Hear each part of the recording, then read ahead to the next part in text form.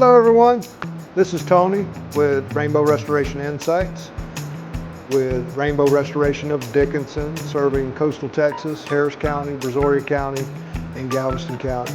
Today's quick tip is very simple, straightforward. We see a lot of water damages from supply lines. Do a quick inspection, reach out to your trusted plumber and upgrade those supply lines today.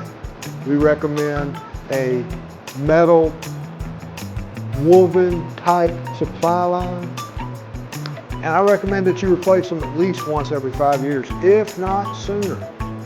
You would be surprised at how many homes are devastated because of an old supply line.